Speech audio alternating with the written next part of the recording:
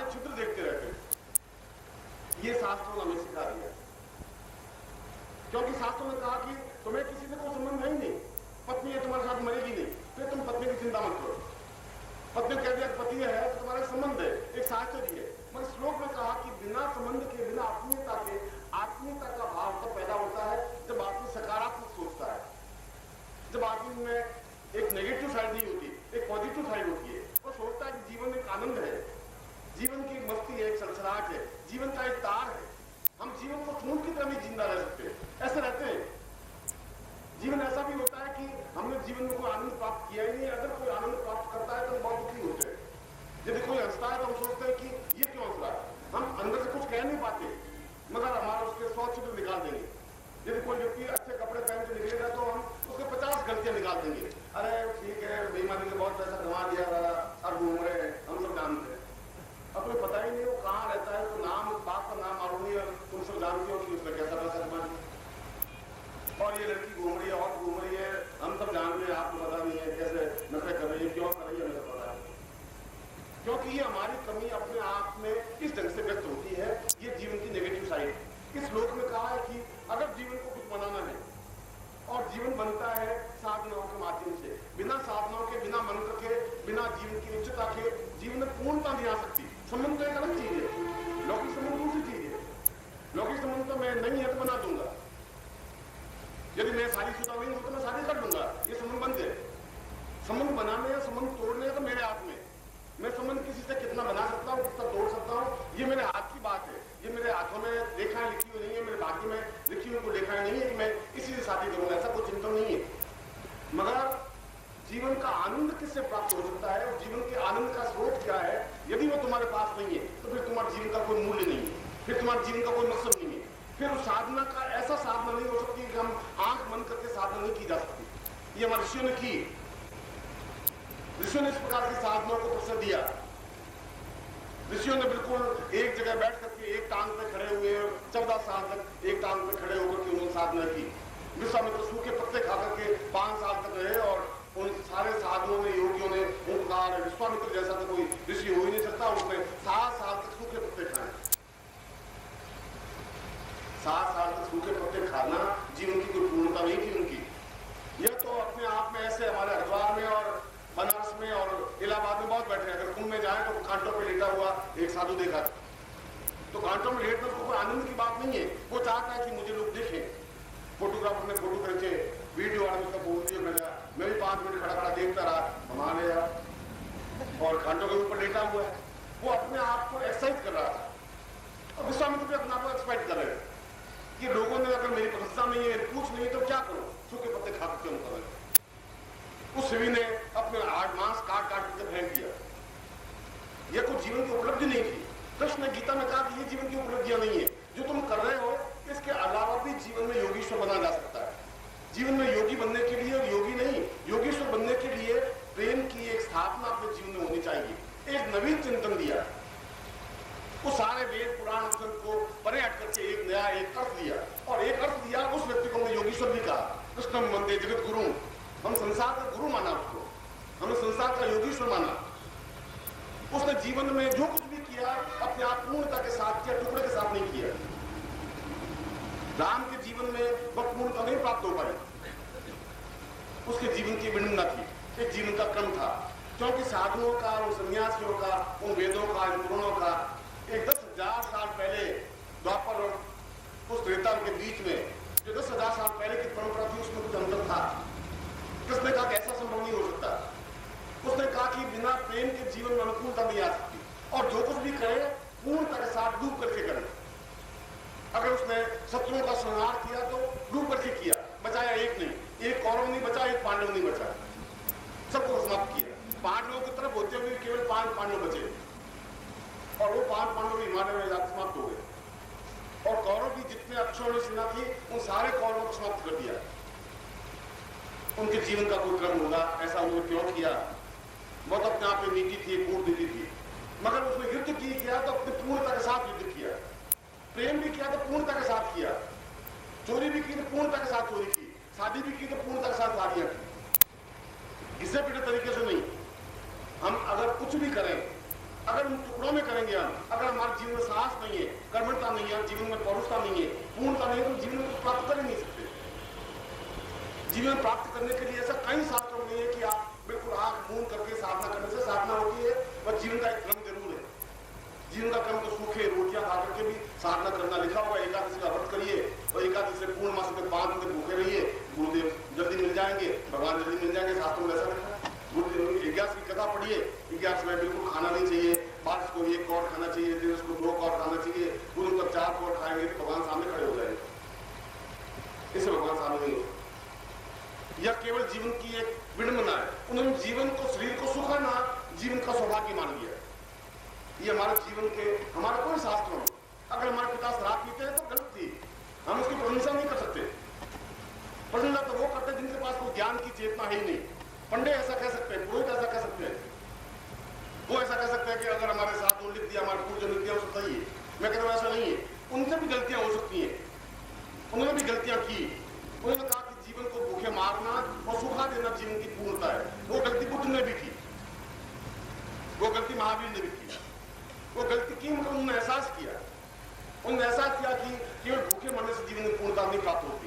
जब तक महावीर ने सुजाता की खीर नहीं खाई, उनको एक ज्ञान प्राप्त नहीं हुआ।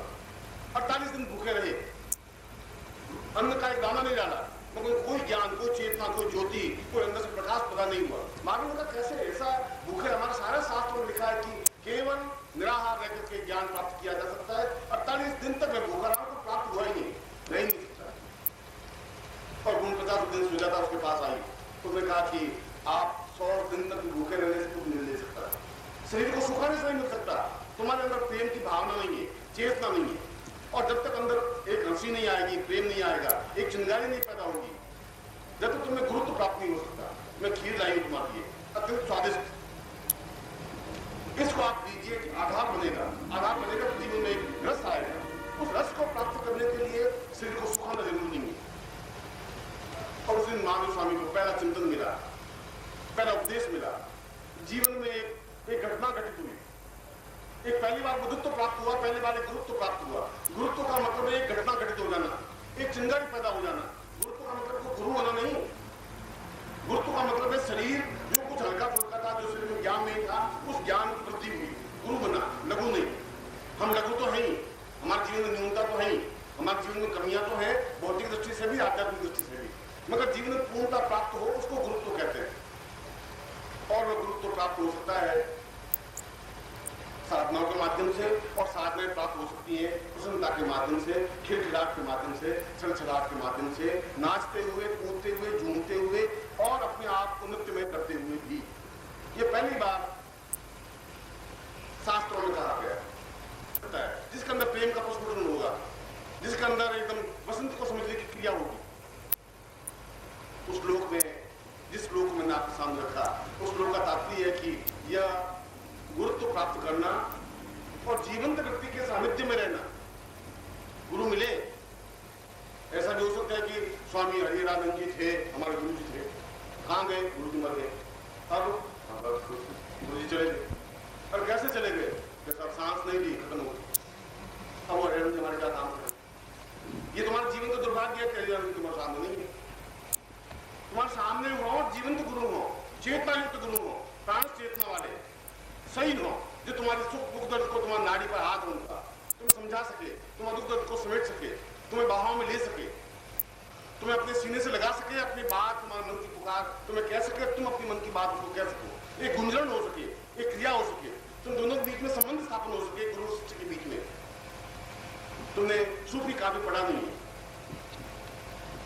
सूफी काव्य में पद्मावत, जायसी का पद्मावत है, अपने आप में सूफी हिंदी में किया होगा, तो पद्मावत जरूर पढ़ा होगा।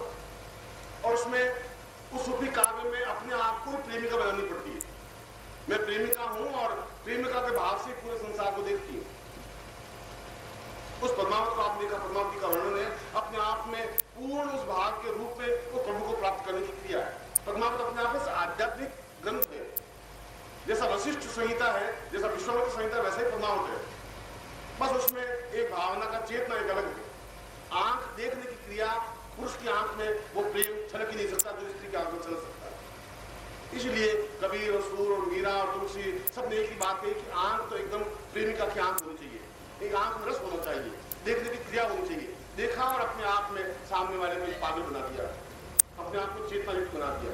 ये जीने की क्रिया, ये जीने की आनंद तब हो पाएगी जब अंदर एक भाव पैदा होगा, जब हमारे पांव उठेंगे, जब हमारे मुंह से संगीत निकलेगा, जब हमारी आंखों में नृत्य बनेगा, जब हमारे हाथ नाक से लगेंगे, जब हमारे पैर नाक से लगेंगे, जब जीवन का एक उत्सव बनेगा, तब अमृत बनेगा। और ये अमृत एक एक घूंट पीना साधना है। साधना के लिए और सैकड़ों रास्ते हैं, भगवान को प्राप्त करने के लिए 1000 रास्ते हैं। मैंने कहा वशिष्ठ संहिता भी एक रास्ता है, जैसे पत्ते खा करके भी उस भगवान को प्राप्त किया जा सकता है। और एक रास्ता मीरा का भी है कि नाचते हुए भगवान कृष्ण को प्राप्त करने की क्रिया है। एक पद्मावत की भी एक साधना है कि हम बिल्कुल अपने आप को श्रृंगार युक्त बनाए 24 घंटे, एक घंटे में अपने आप को श्रृंगार को बदले। क्षणे क्षणे अन्नवता मुंबई की तभी वो रूपम रमणीयता है। रूप और रमणीयता का मतलब है क्षण क्षण में हम बदल जाए। हमने एक क्षण पहले जो प्रकृति को देखा, अगर हम नेपाल जाएं या हिमाचल में जाएं या हिमालय में जाएं या कश्मीर जाएं, एक क्षण पहले जो प्रकृति थी वो नहीं रहेगी।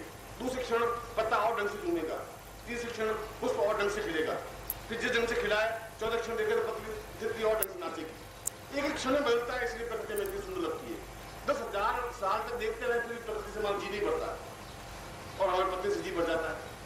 क्यों बढ़ जाता है? क्योंकि बदल नहीं सकती। वो जैसी पैदा हुई वैसी वैसी बनी रहती है, महान हिडिंबा की तरह।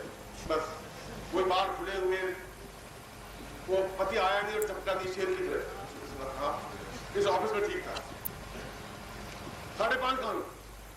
अरे 5:30 मिनट ट्रेन तुम्हारी लेट होती है।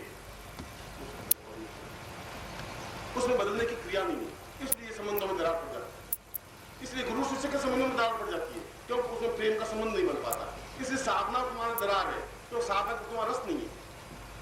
रस बनने की क्रिया तो अंदर से जागृत होगी, एक चेतना के साथ जागृत होगी। इस शिविर में उसी स्पष्ट क्रम को जो मैंने श्लोक दिया है, उसने कहा कि ये साधना तुम्हारे अंदर है। ये मैंने इसमें बार बोर्ड में लिखा है कि मैंने 14 तरह के प्रयोग तुम्हारे साथ करवाना चाहता हूँ, और 14 तरह के प्रयोग एक दिन में हो सकते हैं। उसके लिए 1000 साल नहीं लगते। कि साधक को साधक बनाने के लिए, उसको पूर्णता देने के लिए, यदि गुरु में साक्षी भाव है, यदि गुरु में चेतना है, गुरु अपने आप में पूर्ण बरगद का पेड़ है, तो 1000 लोगों को नीचे बिठा सकता है, छाया दे सकता है, सुगंध दे सकता है, पत्तों के द्वारा संगीत सुना सकता है, फूलों के द्वारा मधुरता प्रदान कर सकता है। यदि उसमें नृत्यमय है, यदि वो खुद सूखा हुआ ठूंठ है, तो नए फूल नहीं खिला सकता, फिर नया तरह से झूम नहीं सकता। सूखा हुआ पेड़ नहीं झूम सकता, वो ठूंठ की तरह खड़ा रहता है। उसमें लोच नहीं आ सकती, उसमें मधुरता नहीं आ सकती। जीवन में मधुरता और जीवन में माधुर्य एक प्रेम शब्द है, भक्ति का एक मधुर शब्द है जिसमें माधुर्यता का भाव हो। साधना का पूर्ण शब्द है, यदि माधुर्य नहीं है जीवन में, तो जीवन में साधना प्राप्त नहीं हो सकती। इसलिए इन सारी साधनाओं को, चाहे ध्यान योग प्रक्रिया हो, चाहे कुंडलिनी साधना हो, चाहे सहस्त्रार साधना हो, 2 साल 10 साल 15 साल 25 साल नहीं लगते। और जो गुरु 10 साल लगाता है वो गुरु है ही नहीं, वो गुरु खुद कमजोर है, वो गुरु तुम्हें फिर बेकार रहा, वो तुम्हें पत्तों पे घुमा रहा है। आवश्यकता इस बात की तुम्हारा गुरु का संबंध एक हो, आवाज एक हो दोनों की। मैं सितार बजाऊं, तुम्हारी सितार बजनी चाहिए। संगीतकारों ने प्रयोग किया है, एक बड़ी सितार यहाँ रख दें और एक छोटी सितार इससे 5 फीट दूरी पर रख दें, और यदि हम बड़ी सितार को बजाऊं तो छोटी सितार की तार अपने आप हिलने लग जाती है, अपने आप बजने लग जाती है। इसको बजाते बजाते एकदम बड़ी सितार बंद कर दीजिए, 2 सेकंड तक वो सितार अपने आप बजती रहेगी। नमस्कार। अगर आप सद्गुरुदेव डॉक्टर नारायण दत्त श्रीमाली जी के दीक्षित हैं या फिर आपके पास उनसे जुड़े हुए कोई भी अनुभव है, तो नीचे दिए गए हुए नंबर पर वीरल पटेल जी को मैसेज कीजिए या फिर फ़ोन कॉल कीजिए और अपने अनुभव ज़रूर शेयर कीजिए। डॉक्टर नारायण दत्त श्रीमाली जी के आत्मकथा का संकलन करने में मदद करें। धन्यवाद।